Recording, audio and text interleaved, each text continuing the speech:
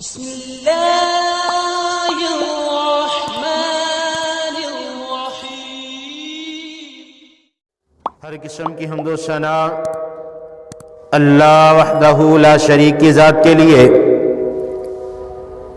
کروڑہ درود و سلام امام الاولین والآخرین، امام المجاہدین والمتقین، امام الحرمین والقبلتین، وامام الحسن والحسین، وامامنا فی الجنہ جناب محمد الرسول اللہ صلی اللہ علیہ وآلہ وسلم کی ذات اقدس پر رحمت بخشش کی دعا، آل رسول، اہل بیت، اصحابہ کرام، تابعین ادام، ائمہ دین، محدثین، بزرگان دین رحمہم اللہ تبارک و اجمعین کے لیے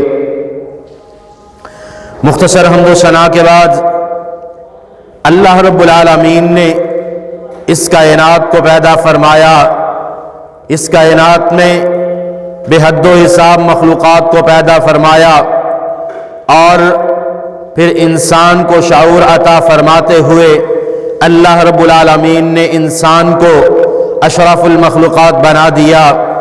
اللہ رب العالمین نے انسان کو اس کائنات میں سب سے زیادہ فضیلت، مقام اور مرتبہ عطا فرمایا۔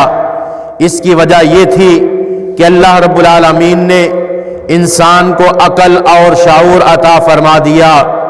اللہ رب العالمین نے انسان کو سمجھ سے نواز دیا، اس لیے اللہ پاک نے اس کائنات میں ساری کائنات سے زیادہ اللہ رب العالمین نے انسان کو فضیلت عطا فرمائی۔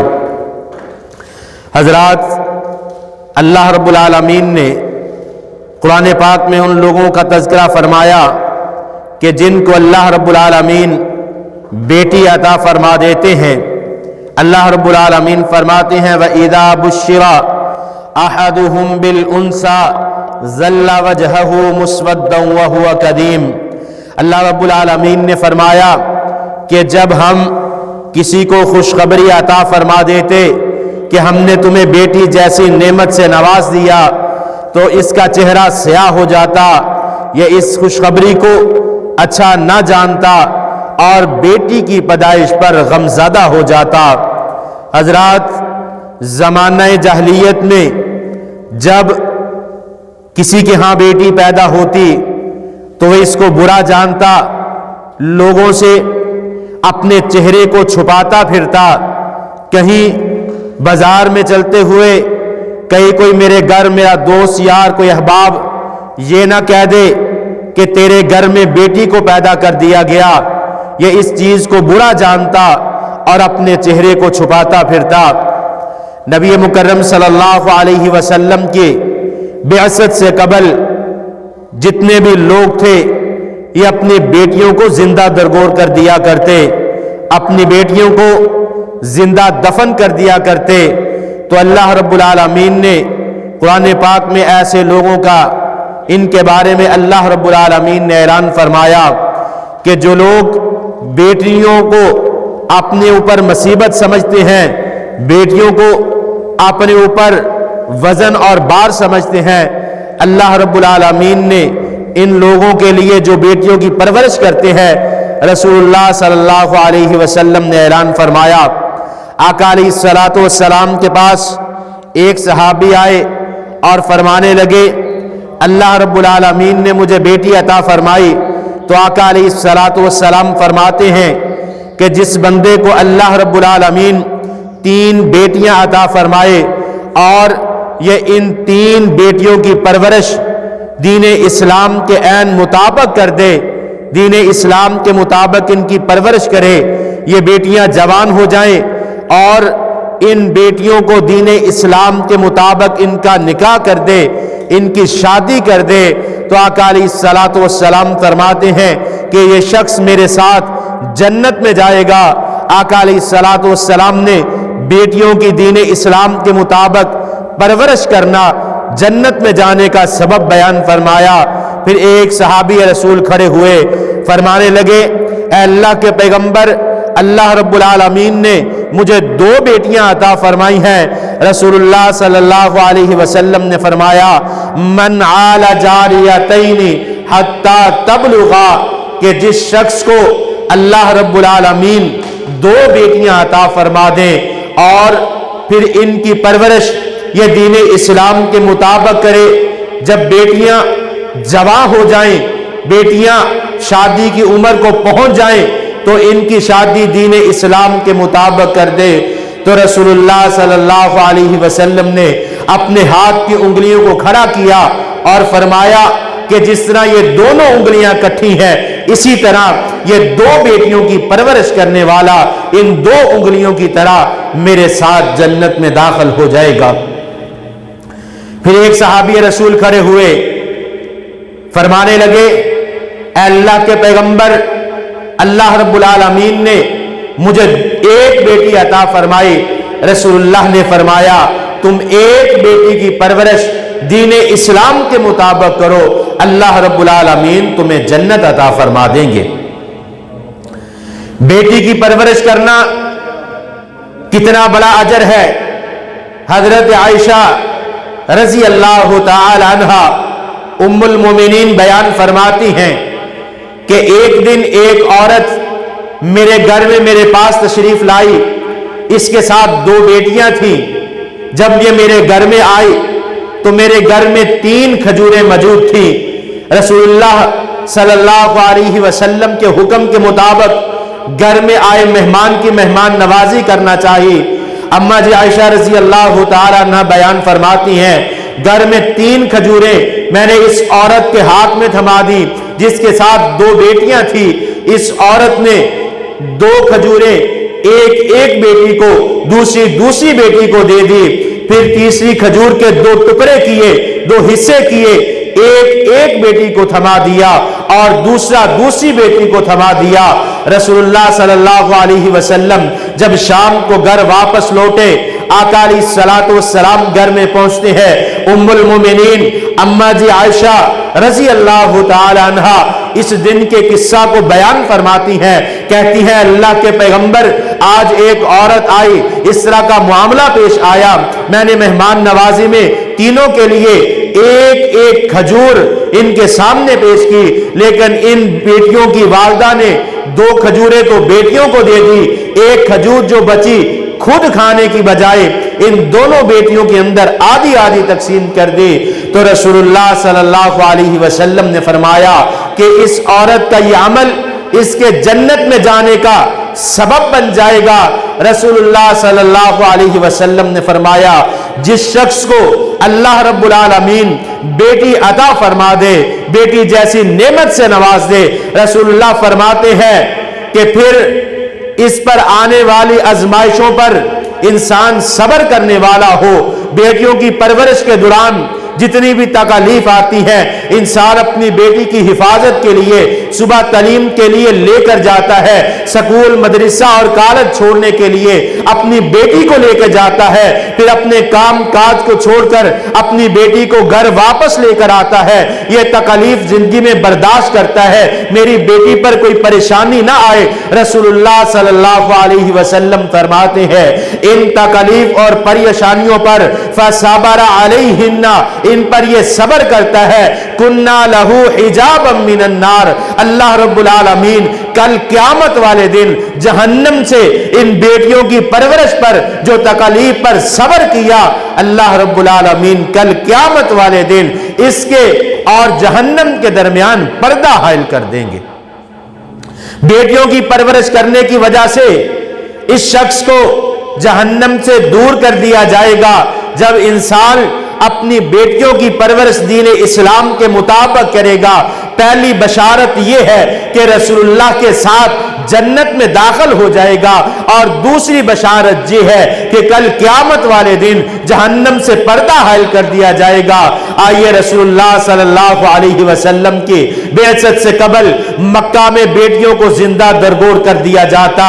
دحیہ کلبی رضی اللہ تعالی عنہ کا واقعہ معروف ہے کہ جس وقت اللہ رب العالمین نے ان کو جوانی عطا فرمائی، اتنے خوبصورت تھے کہ مکہ کی عورتیں اپنے گھروں کے دروازوں کی آؤٹ میں کھڑے ہو کے گھروں کے دروازوں کے پیچھے چھپ کر دہیہ کلبی کو گزرتے ہوئے دیکھتے، اور پھر ایک دن رسول اللہ صلی اللہ علیہ وسلم کی نظر دہیہ کلبی پر پڑی۔ آقا علیہ الصلوۃ والسلام نے دین اسلام کی دعوت دی، اسلام قبول کرنے کی دعوت دی۔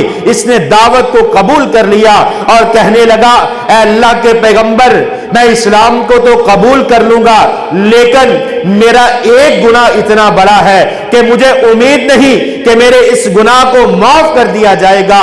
رسول اللہ صلی اللہ علیہ وسلم فرمانے لگے، اے دہیہ، جب انسان بندہ اسلام کو قبول کرتا ہے، اپنی زبان سے لا الہ الا اللہ صدقے دل سے پڑھتا ہے، اللہ رب العالمین اس کے پہلے سارے گناہوں کو معاف کر دیتے ہیں۔ کوئی بھی عمل ایسا نہیں، کوئی بھی گناہ ایسا نہیں جو اسلام قبول کرنے کی وجہ سے بھی باقی رہ جائے۔ حضرت دہیہ کلبی فرمانے لگے، اے اللہ کے پیغمبر، 70 سے زیادہ گھروں کو جانتا ہوں جن گھروں کی بیٹیوں کو میں نے اپنے ہاتھوں سے زندہ درگور کر دیا۔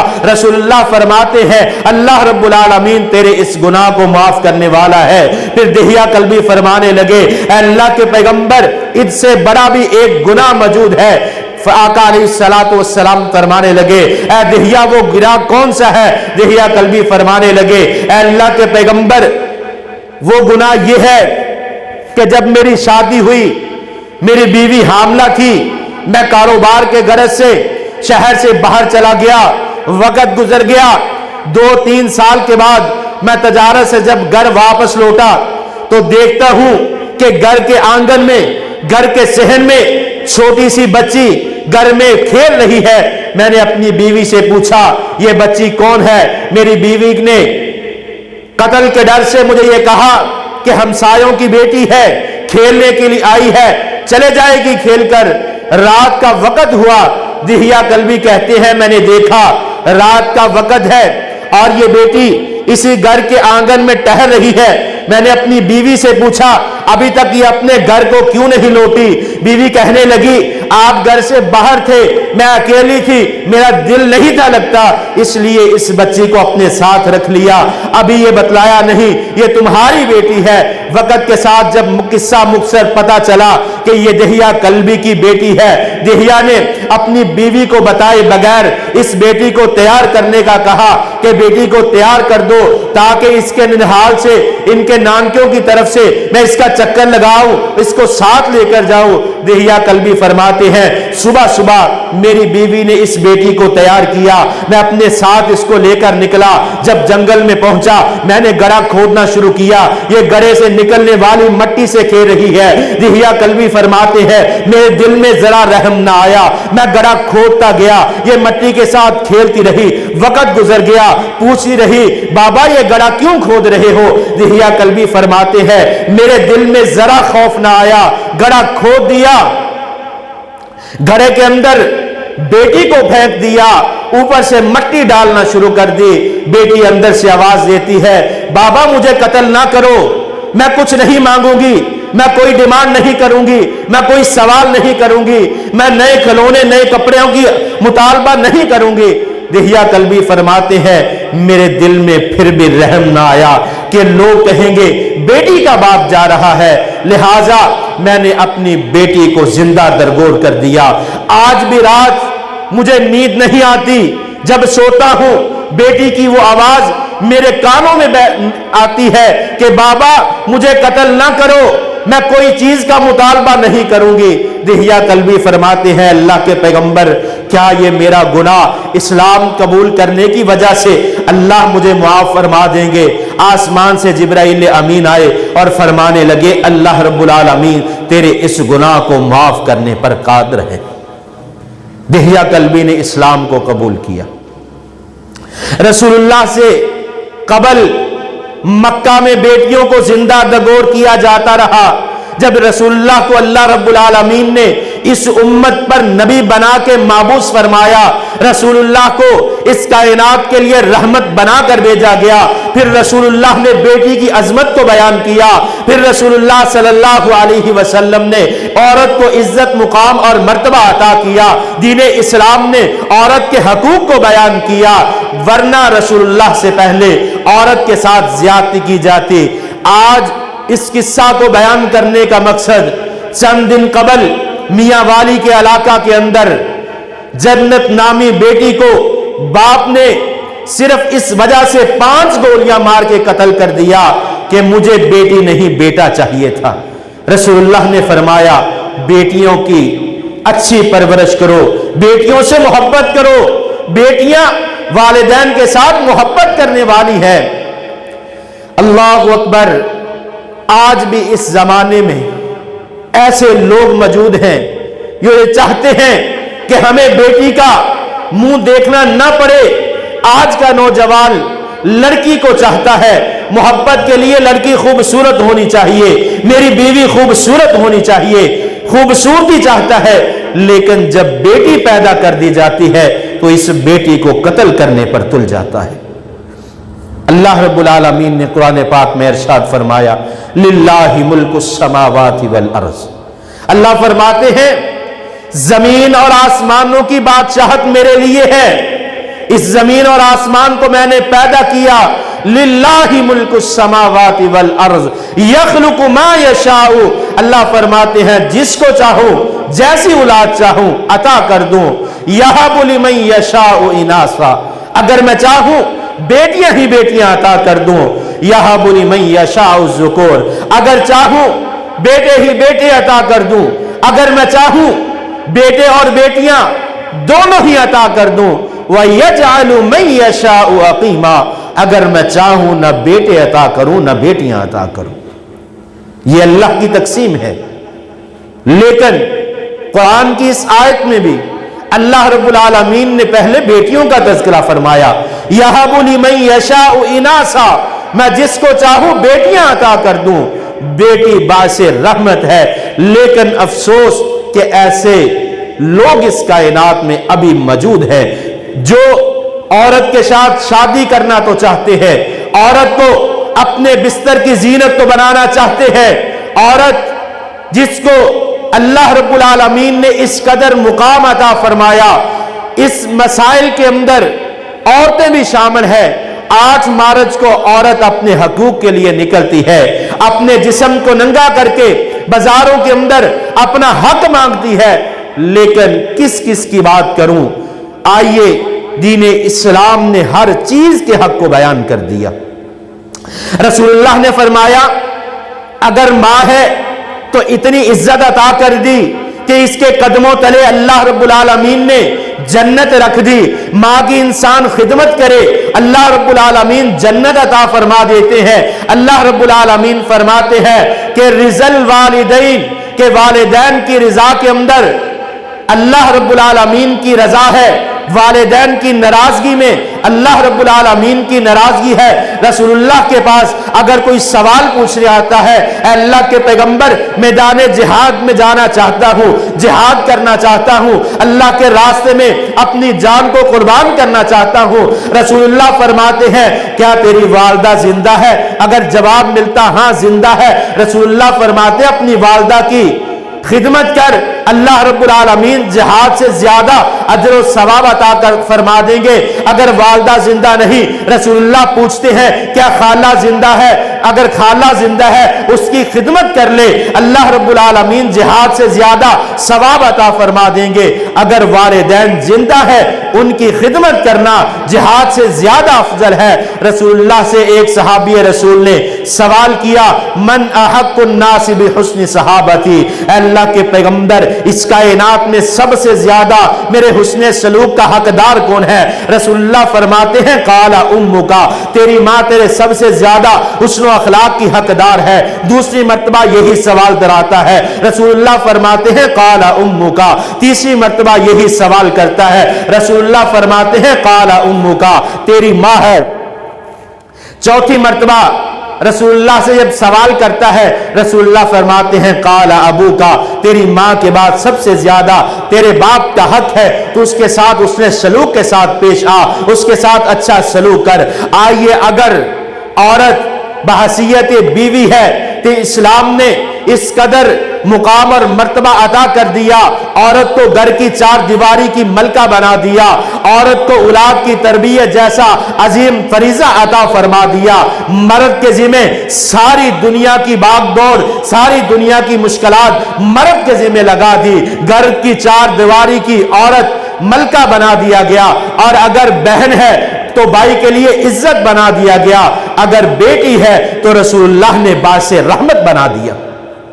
عورت کو ہر مقام پر دین اسلام نے عزت عطا فرمائی، اور رسول اللہ صلی اللہ علیہ وسلم نے فرمایا جو بیٹیوں کی پرورش پر صبر کرتا ہے، دین اسلام کے مطابق بیٹیوں کی پرورش کرتا ہے، تربیت کرتا ہے، اور پھر ان پرورش کے درمیان جو تکالیف آتی ہیں، رسول اللہ فرماتے ہیں فَصَبَرَهُنَّ، یہ اس پر صبر کرتا ہے، كُنَّا لَهُ حِجَابًا مِّنَ النَّارِ، رسول اللہ فرماتے ہیں یہ قیامت والے دن بیٹی کی پرورش کرنا، اس پر صبر کرنا، اللہ رب العالمین جہنم سے نجات کا سبب بنا دیتے ہیں۔